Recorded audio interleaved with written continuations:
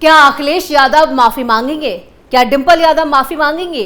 क्योंकि अपने जिस चहेते के लिए अखिलेश यादव बयानबाजी कर रहे थे वो अब बुरी तरह से फंस गया है। साथ ही अखिलेश यादव को भी फंसा दिया है, जिसके बाद जबरदस्त तरीके से सियासत में घमासान मचा हुआ है।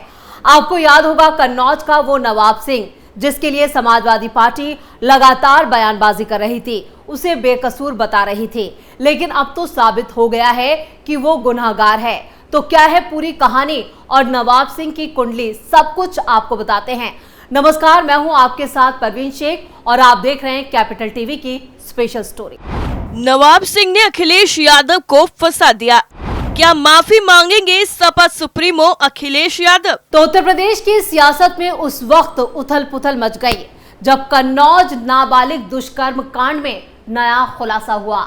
जहां कन्नौज दुष्कर्म कांड के आरोपी नवाब सिंह यादव पर दुष्कर्म की पुष्टि हुई है, जिसने सियासी बवाल मचा दिया है।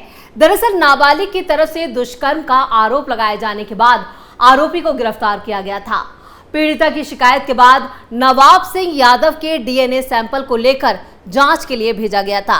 डीएनए जांच रिपोर्ट पॉजिटिव होने के बाद साफ हुआ है कि नाबालिग से रेप के मामले में नवाब सिंह यादव दोषी है। ऐसे में तय हो गया है कि सपा नेता की मुश्किलें बढ़ेंगी। नवाब सिंह यादव के रेप कांड में फंसने के बाद भारतीय जनता पार्टी ने समाजवादी पार्टी पर जोरदार हमला बोल दिया था और इस मामले में समाजवादी पार्टी बैकफुट पर दिखी। आरोपी को पार्टी से अलग होने की बात कही गई, वहीं अब इस मामले में आरोपी के खिलाफ पुलिस से संबंधित धाराओं को बढ़ाने की तैयारी में है। पुलिस को डीएनए रिपोर्ट मिल चुकी है। पुलिस को मिला फॉरेंसिक रिपोर्ट। तो कन्नौज पुलिस को नवाब सिंह यादव की फॉरेंसिक रिपोर्ट मिल गई है। कोर्ट के आदेश के बाद नवाब सिंह यादव का डीएनए टेस्ट कराया गया था। पुलिस के साथ फॉरेंसिक टीम और डॉक्टरों ने जेल में पहुंचकर डीएनए सैंपल कलेक्ट किया था। नाबालिग पीड़िता के साथ आरोपी के डीएनए की जांच कराई गई, जिसमें आरोपी का डीएनए पीड़िता से मैच कर गया। इससे साफ होता है कि नाबालिग के साथ नवाब सिंह यादव ने दुष्कर्म की घटना को अंजाम दिया। पुलिस अब इस मामले में जांच रिपोर्ट के आधार पर केस की धाराओं को बढ़ा सकती है। कोर्ट में ये आरोपी के खिलाफ पुख्ता सबूत हो सकता है। 11 अगस्त को घटी थी घटना। तो सपा नेता और डिंपल यादव के प्रतिनिधि रहे नवाब सिंह यादव पर 11 अगस्त की रात में नाबालिग से दुष्कर्म का आरोप लगा और इस मामले में रात को ही पीड़िता ने डायल 112 पर कॉल कर जानकारी दी थी, जिसके बाद पुलिस ने नवाब सिंह यादव को गिरफ्तार कर लिया। आरोप है कि बुआ के साथ डिग्री कॉलेज में नौकरी मांगने पहुंची किशोरी के साथ सपा नेता ने दुष्कर्म किया। सपा नेता नवाब सिंह यादव पूर्व ब्लॉक प्रमुख है। डिंपल यादव का प्रतिनिधि रहने के साथ अखिलेश यादव के वो बेहद करीब रहा है।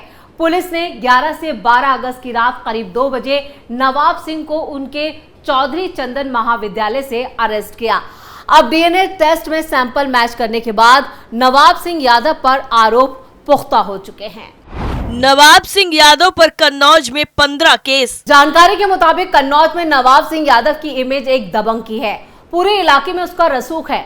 नवाब सिंह यादव के खिलाफ कन्नौज में ही 15 केस चल रहे हैं। उसके खिलाफ 3 मामले गुंडा एक्ट में दर्ज हैं और इसके अलावा मारपीट, धमकी देना, सरकारी काम में रुकावट डालना, अपहरण की कोशिश जैसे तमाम केस चल रहे हैं। अंडकापुर गांव के लोग बताते हैं कि 25 साल पहले नवाब सिंह का परिवार बहुत गरीब था, लेकिन पिछले 20 सालों में जब से नवाब सिंह यादव समाजवादी पार्टी में एक्टिव हुआ है, अखिलेश यादव के करीब पहुंचा, उसके बाद उसने करोड़ों रुपए का साम्राज्य खड़ा कर लिया और देखते ही देखते उसके वारे के न्यारे हो गए और पूरे इलाके में उसकी दबंगई चलने लगी।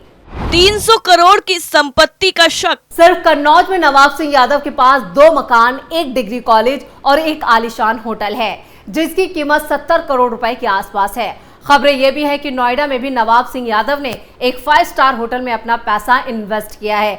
इसके अलावा नवाब सिंह यादव कई बेनामी संपत्तियों का मालिक भी है, जिसमें फैक्ट्री, होटल और हॉस्पिटल भी शामिल हैं। प्रशासन का अनुमान है कि नवाब सिंह की प्रॉपर्टी करीब 300 करोड़ रुपए की है। नवाब सिंह की प्रॉपर्टी की जांच की जा रही है और अपराध से अर्जित जो भी संपत्ति मिलेगी उस पर अब प्रशासन का बुलडोजर चलना तय माना जा रहा है। नवाब सिंह के करीबी रिश्तेदार पर बुलडोजर एक्शन। इससे पहले नवाब सिंह के करीबी रिश्तेदार की अवैध संपत्ति पर प्रशासन ने बुलडोजर एक्शन भी किया था।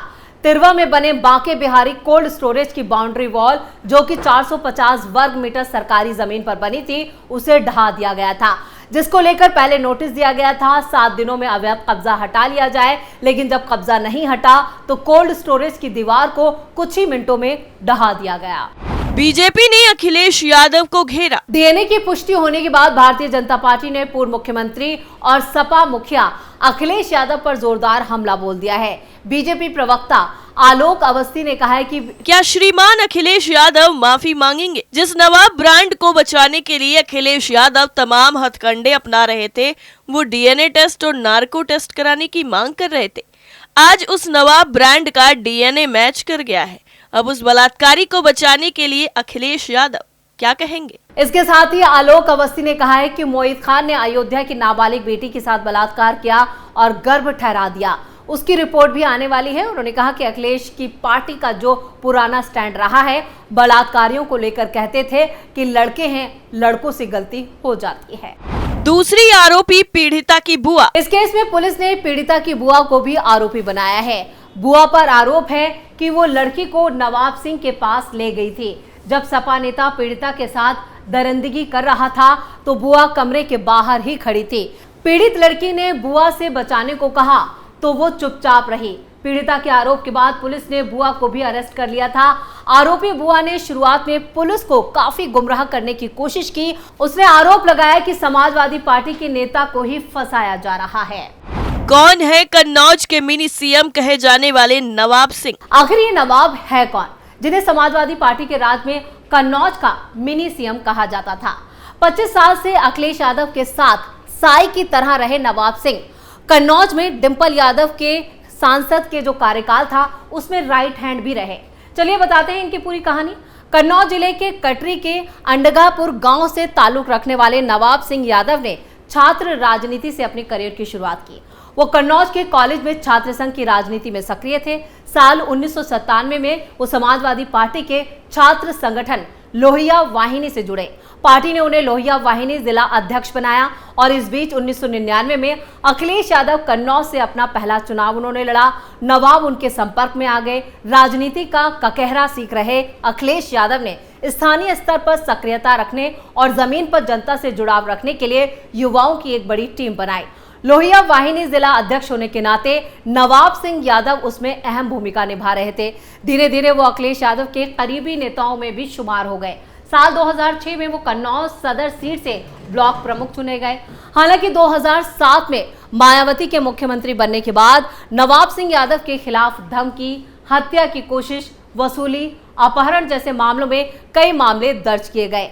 हालांकि उन्हें हर वक्त अखिलेश यादव का समर्थन हासिल रहा। साल 2012 में अखिलेश के सीएम बनने और कन्नौज में डिंपल यादव के सांसद बनने के बाद नवाब का राज शुरू हो गया। कन्नौज में उन्हें मिनी सीएम कहा जाने लगा। डिंपल यादव की पहली जीत में नवाब की भूमिका। साल 2012 में डिंपल निर्विरोध सांसद चुनी गई थी। कांग्रेस बीएसपी ने अपना उम्मीदवार ही नहीं उतारा। बीजेपी प्रत्याशी भी आखिर तक नामांकन नहीं कर सके। निर्दलीय प्रत्याशियों ने आखिरी वक्त में नाम वापस ले लिया, जबकि कुछ लोगों ने नामांकन में अड़ंगा डालने का आरोप भी लगाया। स्थानीय स्तर पर नवाब सिंह की इस निर्विरोध जीत में अहम भूमिका रही। साल 2017 तक कन्नौज के नवाब की तरह रहे यादव के बुरे दिन फिर से 2017 में शुरू हुए, जब बीजेपी की सरकार चुनकर आई और बाद में सांसदी की सीट भी चली गई। साल 2022 में वो विधानसभा का चुनाव लड़ना चाहते थे, लेकिन अखिलेश ने उन्हें टिकट नहीं दिया। इसके बाद नवाब ने नाराज होकर दूरी बना ली। 2024 में अखिलेश के कन्नौज से चुनाव लड़ने पर वो फिर से सक्रिय हुए। रणनीति से लेकर बूथ मैनेजमेंट तक की जिम्मेदारी उनके कंधों पर रही। नवाब सिंह यादव की पहुंच का अंदाजा आप इसी से लगा सकते हैं। लेकिन वो कहते हैं ना, सच छिपाने से छिपता नहीं है, वो चीख चीख कर पूरी कहानी खुद बयां करता है। कन्नौज के नवाब सिंह मामले में भी यही देखने को मिला है। स्पेशल स्टोरी में फिलहाल के लिए इतना ही। बाकी खबरों के लिए देखते रहिए कैपिटल टीवी। नमस्कार।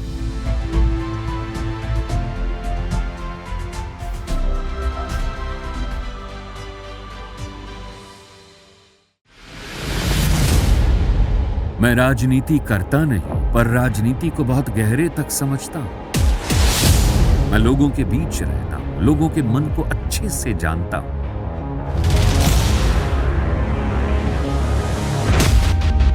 पब्लिक और पॉलिटिक्स की हर नब्ज को खूब पहचानता हूं। संघर्ष की सियासत से सत्ता के सिंहासन तक मैं हर खबर से खरा सच निकालता हूं। ना कोई दौड़, ना कोई race. Capital B, Uttar Pradesh.